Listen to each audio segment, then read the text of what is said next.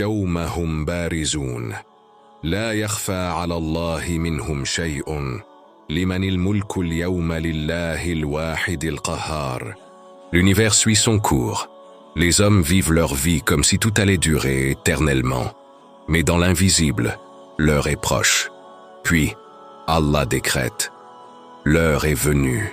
Chaque créature du ciel et de la terre sent un frisson parcourir son âme. La terre est en ruine. Le soleil s'éteint lentement, avalé par les ténèbres d'un ciel déchiré. Les océans bouillonnent avant de se dessécher. Les montagnes s'effondrent comme du sable emporté par le vent. Et l'univers tout entier tremble sous l'effet d'une puissance invisible. L'heure ultime est arrivée. Israfil, l'ange chargé de souffler dans la trompette, se tient debout dans une immensité vide, tenant l'instrument céleste qui scellera le destin de toute chose. Ses ailes tremblent légèrement sous l'effet de la crainte divine. Il inspire profondément et souffle. Le son qui en sort est au-delà de toute description humaine. Un rugissement divin qui traverse l'univers, pulvérisant tout sur son passage. Chaque créature vivante s'effondre. Les hommes, les djinns, les bêtes, les anges. Tous périssent sous cet appel irrévocable. Les planètes explosent. Les galaxies s'effondrent sur elles-mêmes. Le temps cesse d'exister. Toute forme de vie s'effondre. Le souffle d'Israfil dans la trompette pour la première fois fit un chaos absolu sur l'univers. Chaque créature, du plus humble insecte au plus puissant roi, périt instantanément. Après la disparition de toute vie, Allah interroge l'ange de la mort, Malak al-Maut. Qui reste-t-il en vie? L'ange de la mort répond avec une soumission totale. Ô Seigneur, il ne reste que tes serviteurs, Jibril, Mikaïl, Israfil, et moi-même. Allah décrète alors « Que meure mon serviteur Jibril ». Jibril, l'ange qui a transmis la révélation à tous les prophètes, l'ange qui est descendu avec le Coran sur le prophète Mohammed, paix et salut sur lui, baisse la tête avec soumission. Il ne prononce aucun mot de protestation. Lui, l'ange le plus proche d'Allah, accepte le décret divin avec une humilité absolue. Puis, son immense lumière s'éteint. L'univers vient de perdre l'ange de la révélation. Puis, Allah demande à nouveau, « Qui reste-t-il » L'ange de la mort répond, « Ô Seigneur, il ne reste que tes serviteurs Mikaïl, Israfil et moi-même. » Alors Allah décrète, « Que meure mon serviteur Mikaïl » Mikaïl, celui qui a dirigé les vents, les pluies et nourri chaque créature de l'univers depuis sa création, s'incline sans un mot. Les cieux qui pleuraient sous ses ordres se taisent. Et ainsi Mikaïl disparaît. Désormais, plus aucune pluie ne tombera, plus aucun vent ne soufflera, plus aucune terre ne reverra la vie. Allah interroge l'ange de la mort. « Qui reste-t-il » Et Malak al-Maut répond, « Ô Seigneur, il ne reste que ton humble serviteur Israfil et moi-même. » Alors Allah décrète, « Que meure mon serviteur Israfil. » Et Israfil, l'ange du son divin qui est le dernier survivant, cesse d'exister.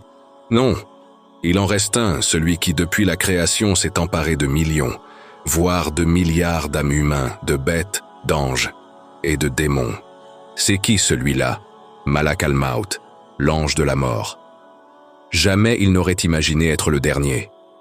Allah lui demande, « Ô Malak al-Maut, qui reste-t-il » Et l'ange de la mort répond, « Ô Seigneur de l'univers, il ne reste que toi, le vivant, l'éternel, et moi, ton humble serviteur Malak al-Maut. » Alors Allah lui ordonne, « Ô Malak al-Maut, goûte toi aussi à la mort. » L'ange de la mort laisse échapper un cri que personne n'entendra, et disparaît à jamais.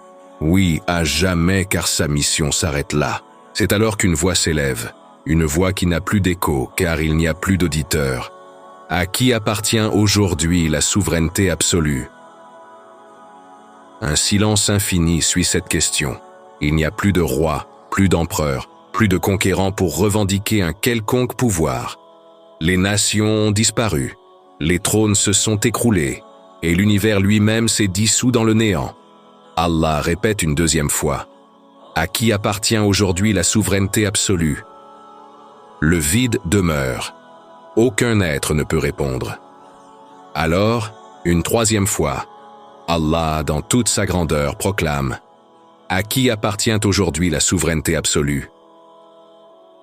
Puis, il répond à lui-même « À Allah, l'unique, le dominateur suprême. » L'univers retient son souffle si tant est qu'il puisse encore respirer.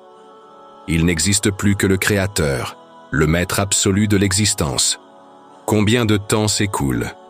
Seul Allah le sait. Puis Allah décrète le renouveau. Il ressuscite Israfil. Israfil, l'ange qui portait la trompette, revient à l'existence. Il retrouve ses ailes, sa puissance, son souffle.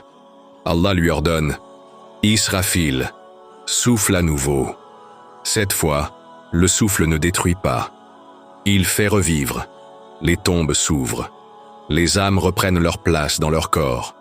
Les hommes et les djinns émergent du néant, abasourdis, ramenés à l'existence. L'univers se reconstruit sous un ordre divin parfait. Le jour de la résurrection vient de commencer. Tous les hommes, du premier jusqu'au dernier, sont réunis dans une plaine immense. Ils lèvent les yeux, et voilà le trône d'Allah descendre majestueusement. Le soleil est proche, brûlant, faisant transpirer chaque âme. Les livres des actions sont distribués. La balance est installée, prête à peser chaque bonne et mauvaise action. Chacun va devoir répondre de ses actes. Les justes seront récompensés. Les injustes seront jugés. L'histoire de l'humanité trouvera son ultime conclusion. Chaque être est fixé dans sa destination éternelle. Soit la récompense, soit le châtiment. Le paradis ouvre ses portes aux croyants qui ont tenu ferme. L'enfer s'embrase pour ceux qui ont renié la vérité. Et enfin, Allah prononce le décret ultime. Les épreuves prennent fin. L'univers atteint son état final et éternel, et ainsi s'achève l'histoire du monde et le début de la vie éternelle.